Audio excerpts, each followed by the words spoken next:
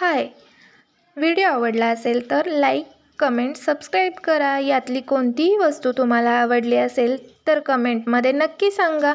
त्याचा detail video आपल्या चॅनेलवर लवकरच येईल. नमस्ते.